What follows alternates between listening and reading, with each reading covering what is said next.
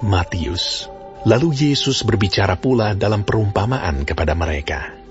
Hal kerajaan sorga seumpama seorang raja yang mengadakan perjamuan kawin untuk anaknya.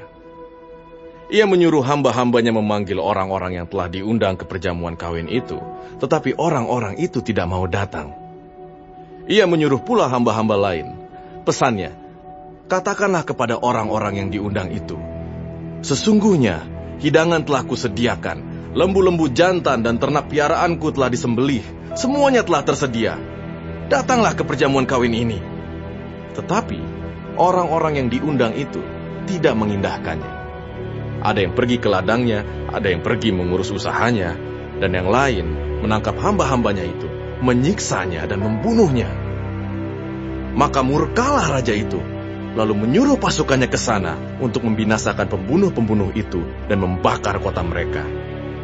Sesudah itu ia berkata kepada hamba-hambanya, perjamuan kawin telah tersedia, tetapi orang-orang yang diundang tadi tidak layak untuk itu. Sebab itu, pergilah ke persimpangan-persimpangan jalan, dan undanglah setiap orang yang kamu jumpai di sana ke perjamuan kawin itu. Maka pergilah hamba-hamba itu, dan mereka mengumpulkan semua orang yang dijumpainya di jalan-jalan, orang-orang jahat dan orang-orang baik, sehingga penuhlah ruangan perjamuan kawin itu dengan tamu. Ketika raja itu masuk untuk bertemu dengan tamu-tamu itu, ia melihat seorang yang tidak berpakaian pesta. Ia berkata kepadanya, "Hai saudara, bagaimana engkau masuk kemari dengan tidak mengenakan pakaian pesta?" Tetapi orang itu diam saja.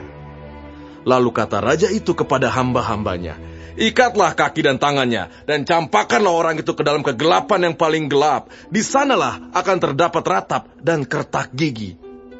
Sebab banyak yang dipanggil, tetapi sedikit yang dipilih." Kemudian pergilah orang-orang Farisi.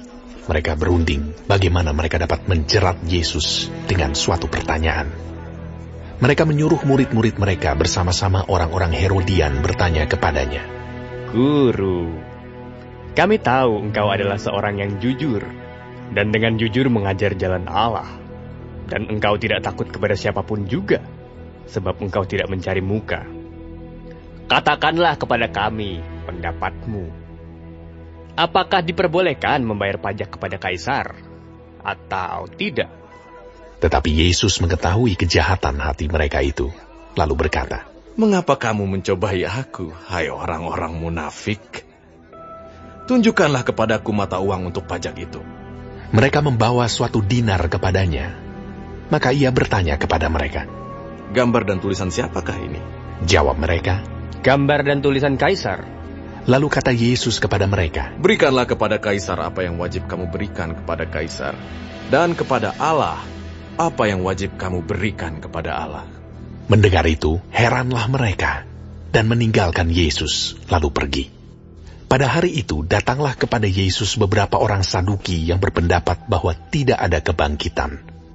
Mereka bertanya kepadanya, "Guru, Musa mengatakan bahwa jika seorang mati dengan tiada meninggalkan anak, saudaranya harus kawin dengan istrinya itu, dan membangkitkan keturunan bagi saudaranya itu. Tetapi di antara kami, ada 7 orang bersaudara. Yang pertama kawin, tetapi kemudian mati.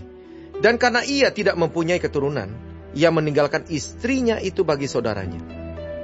Demikian juga yang kedua, dan yang ketiga, sampai dengan yang ke-7.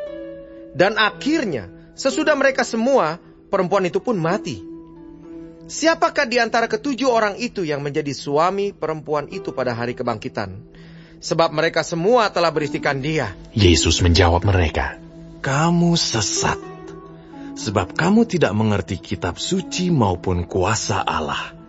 Karena pada waktu kebangkitan, orang tidak kawin dan tidak dikawinkan, melainkan hidup seperti malaikat di sorga.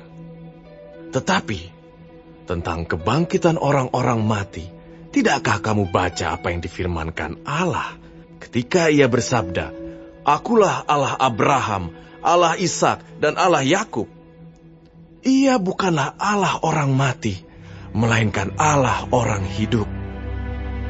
Orang banyak yang mendengar itu takjub akan pengajarannya. Ketika orang-orang Farisi mendengar bahwa Yesus telah membuat orang-orang Saduki itu bungkam, berkumpullah mereka, dan seorang dari mereka, seorang ahli Taurat, bertanya untuk mencobai dia.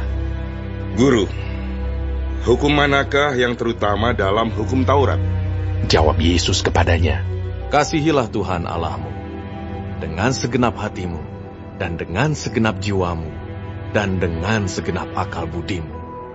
Itulah hukum yang terutama dan yang pertama. Dan hukum yang kedua, yang sama dengan itu, ialah, kasihilah sesamamu manusia seperti dirimu sendiri.